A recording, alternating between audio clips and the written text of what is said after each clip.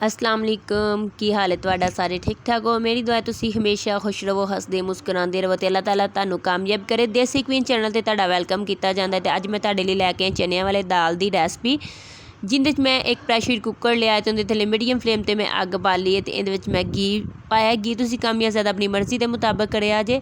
प्याज तो हरे लसन का मैं पेस्ट बना लिया, पेस्ट बना के तो असी इहदे पाया, पा के लाइट ब्राउन होने तक फ्राई करांगे। बहुत ज़्यादा तुसी इनू ब्राउन नहीं करना, लाइट ब्राउन होने तक तुसी सिर्फ इनू फ्राई करना है। ये मैं 2 टेबल स्पून नमक पाया है, तुसी अपनी मर्जी के मुताबिक कम या ज़्यादा कर सकते हो। 2 चम्मच भाड़ के मैं ये लाल मिर्चां दे पावांगी।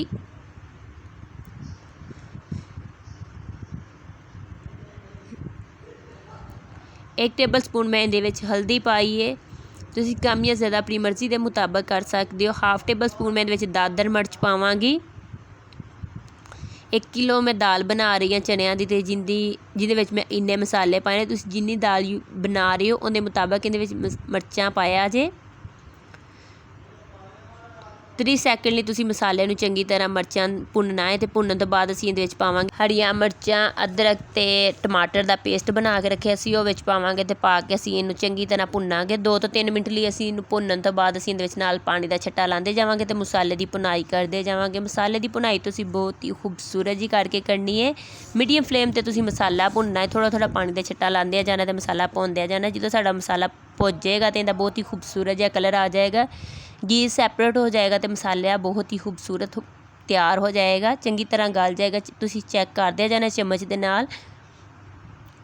हजे साडा मसाला वेखो नहीं भुजे तो इहदे पानी के ज़रात नज़र आ रहे हैं। जो मसाला भुज जाता है इहदे पानी के कतरे नज़र नहीं आते हैं। तुसी नाल मसाले नूं चैक करना है। जो तुहानूं लगे मसाला भुज गया, बहुत ही प्यारी जी खुशबू आन लग गई है, तो फिर असीं इहदे पावांगे दाल। दाल पा के तुसी 5 मिनट दाल की भुनाई करनी है चंगी तरह।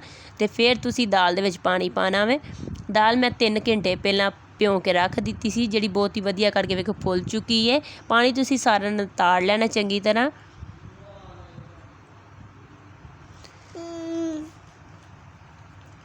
हुण असीं इहदे दाल पाई है, तो दाल पा के असीं 5 मिनट चंगी तरह भुनांगे ताकि मसाला साडा दाल विच चंगी तरह जज़ब हो जाए।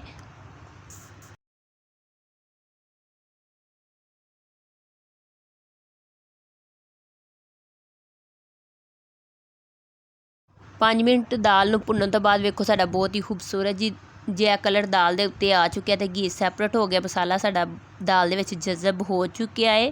तुसी मज़ीद इहनूं 1-2 मिनट लिए भुनांगे तो भुनन तो बाद असीं इहदे विच पावांगे पानी।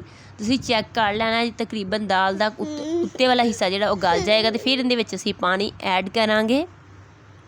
घी सैपरेट हो गया वेखो बहुत ही खूबसूरत जिहा हो के, तो असीं इहदे विच हुण पानी पावांगे। पानी तुसी इन्ना पाना है दाल साडी गल जाए, तो उस तो बाद जिन्ना सानूं चाहिदा वे शोरबा उन्ना पानी साडा रहना चाहिदा वे। तो उहदे मुताबिक तुसी इहदे विच पानी ज़्यादा या कम कर सकदे हो अपनी मर्जी के मुताबिक। अगर तुसी इहनूं भुन के रखना चाहते हो तो तुसी इहदे विच 2 गिलास पानी पाया जे, तो पा के 5 मिनट का वेट लवाया जे, तो तुहाडी दाल बहुत ही वधिया करके तैयार हो जाएगी। पानी 5 मिनट च खुश्क हो जाएगा।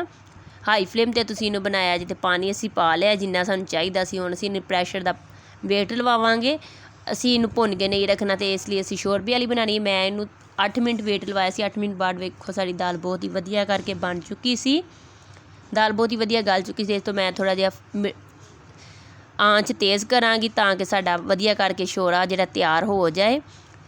सालन साडा मुकम्मल तौर पर तैयार हो चुके है दाल का। इहदे विच मैं ते पाया सब्ज़ धनिया पा के तुसीं इहनूं चंगी तरह हिलाना है। तो हुण असीं इहदे थल्ले अग थोड़ी जी मट्ठी कर देवांगे। अज दी दाल चनिया की दाल की रेसिपी तुहानूं चंगी लगी है कमेंट च जरूर दस्सिया जे। अगर नहीं लगी तो डिसलाइक भी कर सकते हो तुसीं। मिलदे हैं अगली वीडियो च। अपना ख्याल रखिया जे, दुआवां च याद रखिया जे। अल्लाह हाफिज़।